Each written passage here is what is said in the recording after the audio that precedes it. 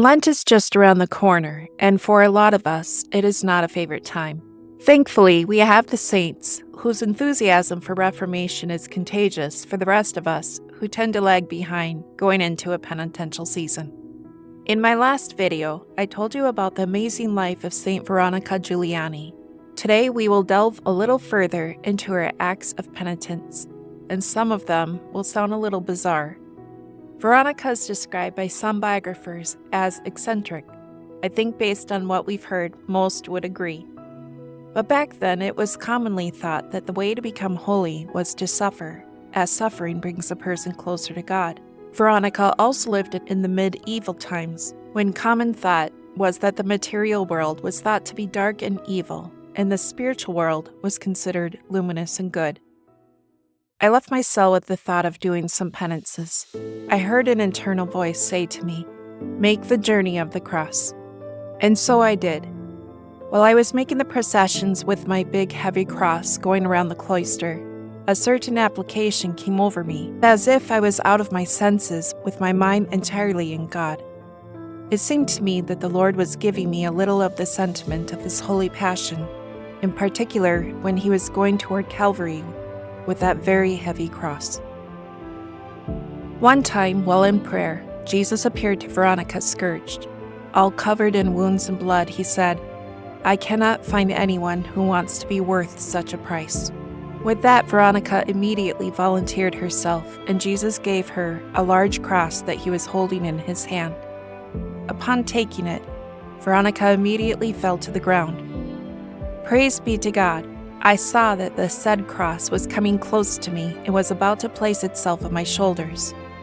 In an instant, I felt such a weight that I fell to the ground again.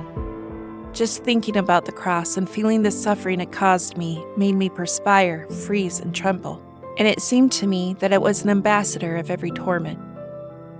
Veronica suffered like this for another hour, and then went before the Blessed Sacrament, where she felt a little relief.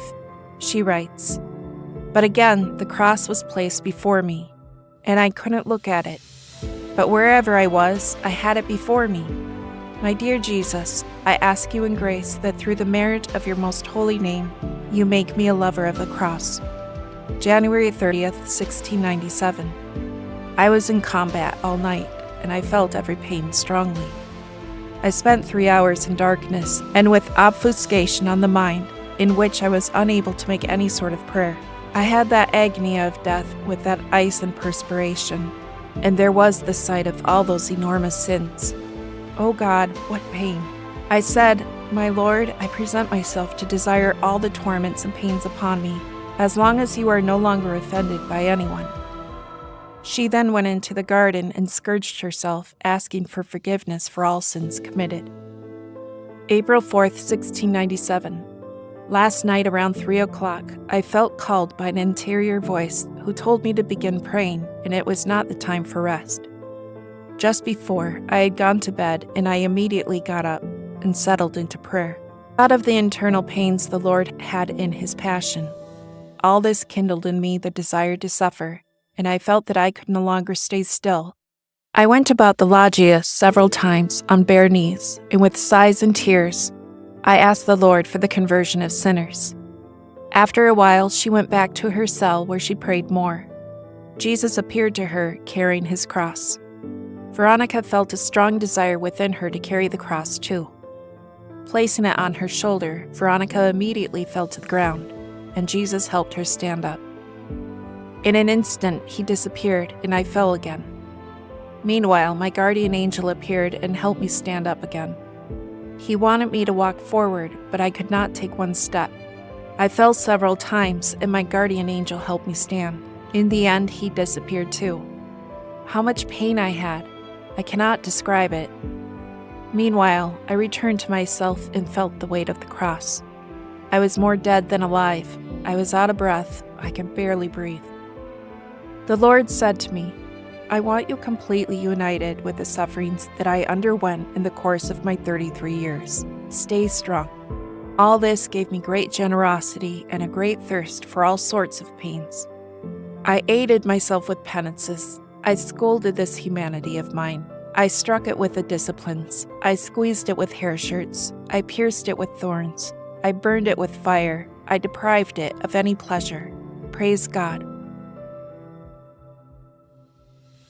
One year during Lent, God allowed Veronica to experience aridity of spirit. For Veronica, it was a sense of loss of God. Like a lost child looking for her mother, she was in a constant state of panic, looking for him. She writes, "While I was in this aridity, I was in one place, then in another. I didn't understand anything. Show yourself to me. Come back to me, come back to me." Sometimes during these aridities, desolations, and darkness, I found myself in the sea of temptations. I strive to say, "Blessed be the Lord, I am content to do your will." The Lord repeatedly communicated things to me about his most holy passion. He said that regarding the sufferings he had, we do not know a third of them, but the greatest were those that he suffered interiorly. He made me understand that whoever asked for graces through the merits of his passion would never be denied anything. In the same way, whoever also asked for any grace through the merits of his holy wounds would be granted the grace that was asked of him. In her quest and desire to find suffering, Veronica wanted to carry a cross to experience a little of what Jesus felt carrying his cross. St. Rose of Lima often would do this as well. She had her own cross that she had made and would drag it around the outside of the house while contemplating his passion. But Veronica didn't have a cross to carry, so she used a bench.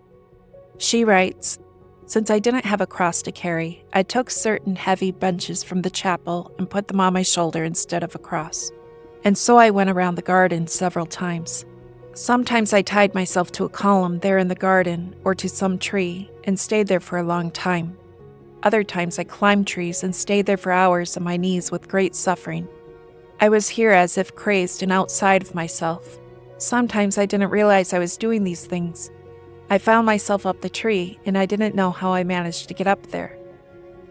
The behavior of St. Veronica, which made even the sisters of the convent question her sanity at times, was all because Jesus told Veronica that he would put his passion inside her heart. This unquenchable thirst and need for suffering as a way of love made her crazy at times, as she herself had said in her diary. She even felt the flame of God's love physically within her own heart, which, after receiving communion, burned so much that she was unable to sit still in her pew and would run back and forth in the church yelling, much to the amazements of the sisters. After St. Veronica received the 5 wounds of our Lord, she stopped all harsh penances, as she no longer felt the inner force driving her to do this. Instead, she used obedience as her rule in mortification.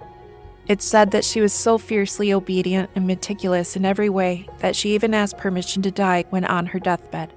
Again, it needs to be understood that God calls us all to penance and mortification, but not necessarily to the extremes that St. Veronica or the mystics practiced. These saints were called to suffer in a special way similar to Jesus' sufferings. We can become just as holy by practicing all virtues as perfectly as the saints did, which also teaches us self-mortification. After her death, an autopsy was performed, and on her heart it was discovered the symbols of the crucifixion embedded into her heart.